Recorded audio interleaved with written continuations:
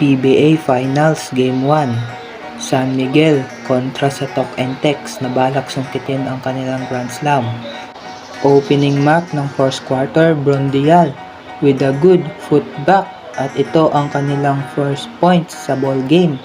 Kasunod itong pull-up J ni Marshall Lassiter at tinapos ni Wami Chongson sa kanyang highly contested fast break.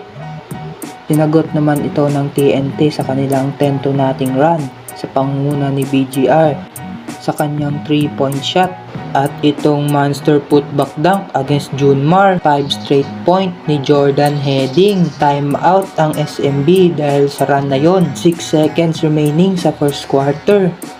RR Pugoy bumitaw ng 4-point shot. Natapos ang first quarter in favor of tropang 5G, 28-22. Sa second quarter, struggling pa rin ang SMB makakuha ng kanilang basket.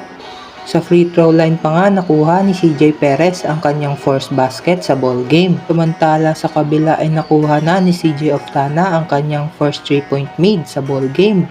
Seconds remaining sa second quarter. Doon pa lang nakuha ng SMB ang kanilang first basket sa 3-point area. Pero ito si RR Pugoy na nanatiling mainit. Pumabaon na naman ng 4-point shot papatapos ang quarter.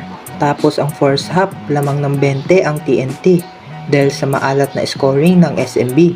Pero sa fourth quarter, grabe yung ginawa ng SMB. 23 points sa quarter lang na ito. Grabe, in just 6 minutes.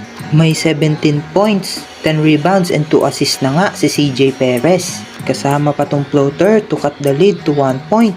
Ito Chris Ross, unconscious 3. Lamang na ng dalawa ang SMB. O RR Pugoy, cold-blooded 3. Lamang na naman ang Talk and Text. Naman ito agad ni Mo Tautua sa kanyang monster jump. Lamang na naman na ulit ng isa ang SMB.